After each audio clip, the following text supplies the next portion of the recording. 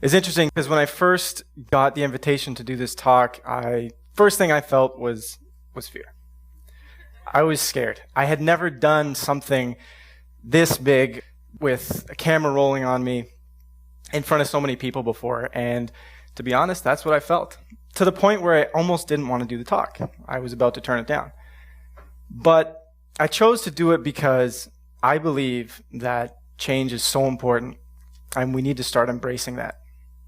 So that's why I'm here today. When I was growing up, I had a pretty normal life. I was happy. I was that kid who played a lot of sports. I enjoyed playing with friends, and everything was normal for me. I had a good time. I was lighthearted. I had no care in the world. Everything was just carefree. Probably something that you can all relate to. But then something monumental happened in my life. I became very depressed.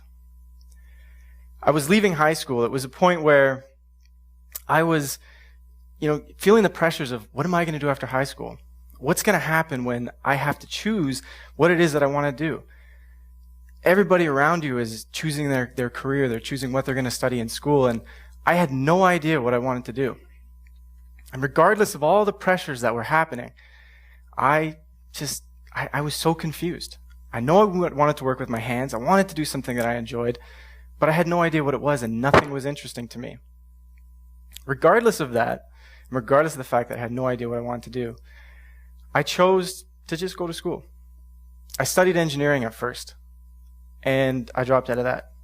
Then I went into business, and I dropped out of that. And then I went into marketing, and I dropped out of that. 3 programs in 3 years, and in that 3rd year, it's when I found myself sitting in a comfy chair across from a therapist. I was depressed. I had no idea how my life had led me here. I was anxious all the time. I didn't like what I was doing in school. I couldn't believe that life was, you go to school, you get an education, you get a career, family, house, live till you're 65, retire, and then do whatever happens next. That freaked me out because I couldn't believe that's all life was. I wanted there to be more. I wanted it to be something that was joyous, something that was, you get to explore your passions. And I wasn't seeing that. I wasn't feeling that. And I couldn't see it in others around me. So in the sessions with my therapist, I began to realize that the biggest issue that I was having was that I was not doing things for myself. I was doing things for everybody else. Making choices based on what my parents wanted, what my friends wanted, or what everybody else was doing around me. And I believe that this is an issue that a lot of kids have because they're not taught to really explore themselves when they're growing up. And so when you get to situations where you have to make big life choices and there's a lot of pressure around you, you look to those around you that you've trusted your whole life. And oftentimes it leads to situations like I've had. I just had no idea what I wanted to do, so I went forward with it anyway. In realizing that I had to stop doing things for other people, I needed to do it for myself, I chose to leave school the very next day with the guidance of my therapist, of course. She was the first adult that ever had said, Joe, it's okay if you left school. It would be totally fine. So I did. Came home the very next day. I said, Mom, I'm done. She goes, well, what do you mean? You only had 1 class today? I said, no, I'm done. I'm never going back. And she looked at me and she said, well, you can explain that one to your father. And it was in that moment that it comes back to why we're here today. I was choosing to do something different. I was choosing to be changed. I was choosing to take a different path, a path that's not often celebrated, nor is it that often used by people because it is scary. People around me were scared of the choices that I was going to make. And it comes back to, why are we so afraid? Why are we so afraid to do things differently when really what's so important is that we embrace change? We should not be fearing change. Change is something that's going to happen no matter what. Change is something that our very being is change. And so when I decided to leave school, as if my life was basically waiting for me to make this choice, everything changed. I met some friends who encouraged me to explore more about myself, who I was, what my passions were, how my beliefs were formed, how I functioned. They encouraged me to do things that I had never done before and that I was never taught. And I believe something that is so important to be done in school. Most kids, and even a lot of adults, truly don't understand their emotions as they get older. They don't understand what makes them tick a lot of the time. So I chose to leave school, met some friends, and I got to a point where a lot has changed in my life. And that's when Collective Evolution started. Collective Evolution is an organization with a very simple message. We inspire people to embrace change in their lives and in the way they see the world. CE encourages people to follow that feeling inside of them that tells us things can be different here. The world doesn't have to be like this. So, as Collective Evolution first started, it was about sharing personal development, about sharing things that basically allow people to explore themselves. We're just writing blogs. 4 years later, Collective Evolution blew up into an alternative media outlet that reaches millions of people all over the world every single month. We've also created 4 documentaries. Now, I believe that there's a couple reasons for why Collective Evolution exploded the way it did. I think, first of all, it kind of proves what the mission was looking to do, which is that people inside are looking for change, and they feel it. They know deep down that they want things to be different here, and they want to explore things differently. But I also believe that there's something even bigger that's happening, something huge that's happening to our entire world right now, and it's called a shift in consciousness. Now, those words are not so common, so what exactly does a shift in consciousness mean? Simply put, it's the shifting of how we see our world, how we see ourselves, each other, and how we choose to live on this planet. I believe this is all changing right now, and I think I can prove it. This is the third feature documentary we just released. We went on a journey across North America, and we spent 2 years exploring what exactly is happening with the world. There's revolutions, there's protests, there's people all over the place who are asking for change. Why? Why is it all happening right now, in a very short period of time, so quickly, all over the world? So we studied quantum physics, we studied spirituality, we studied science, we looked into ancient wisdom. And what we found was that there's a ton of information that links a lot of the events of today to this shift that many people are talking about. Since I can't go into every detail of what was shared in this documentary today, because this talk's not long enough, I wanted to focus on one very interesting factor, probably the piece that fascinated me the most.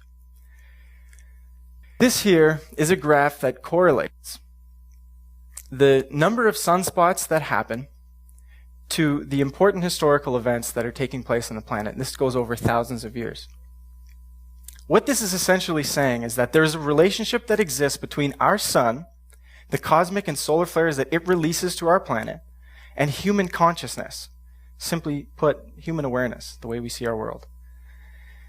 As you see the sunspots increase throughout solar cycles, as they reach peaks, you also see the number of historical events that are happening during that period also reach peaks, meaning there's more events happening.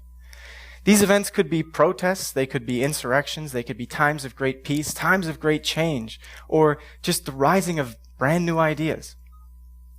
Although this graph ends around 1900 here, when research was picked up and continued by another professor, he was able to find that the trend continued throughout history. And even the Gulf War that was experienced happened at a time of increased solar activity. And even 9/11 happened at a time of increased solar activity. Great historical events are happening during times where human consciousness is being affected by the sun. But another key factor that I think relates to this is that when you look at a lot of ancient wisdom, and it's not just one culture or two cultures, but several cultures throughout the world, they refer to a time, the time we're in right now, where a lot of change would happen.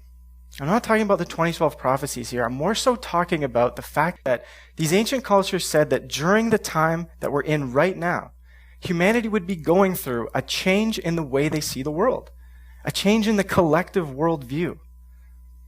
In a practical sense, this might mean we might start looking at business differently. We might start looking at education differently.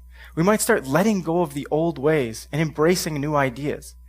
Not just in a typical fashion of evolution of thought and ideas, but in a way where it's happening so fast and so quickly. And this is why I think embracing change right now is so important. But even if we don't look at this data, we don't look at what the ancients said, and instead we just looked around the world and we said, what's going on? We paid attention very closely to what's happening.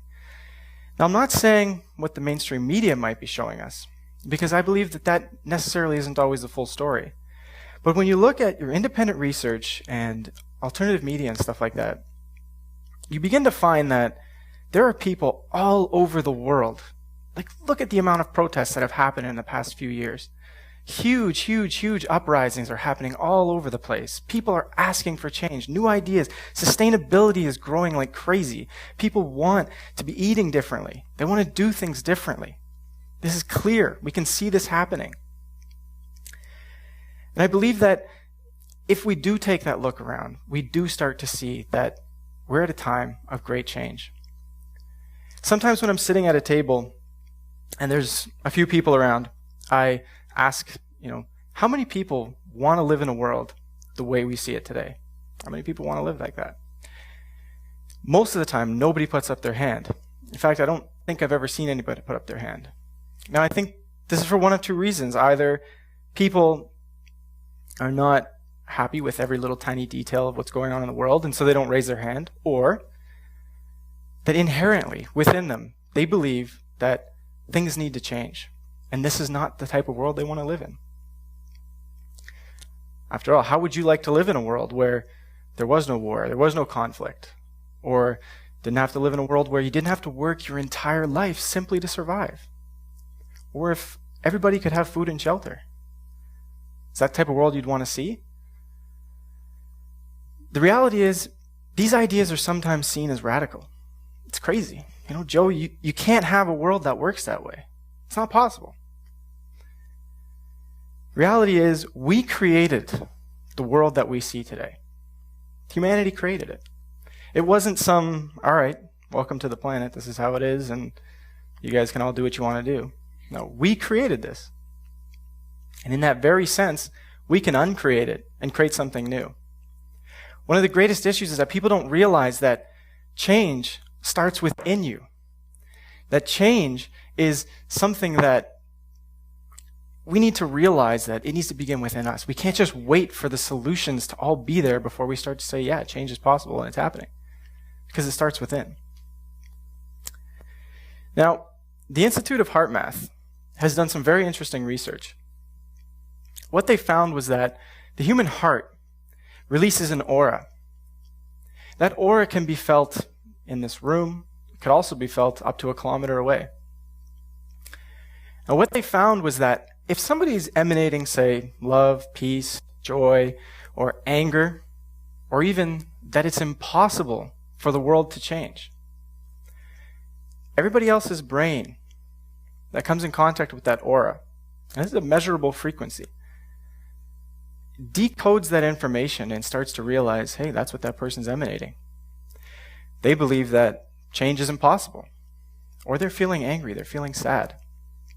It's like when you come into a room and there's one person in the room that's really happy. And you're kind of like, whoa, that person's really happy. And it's like making this energy that you just feel.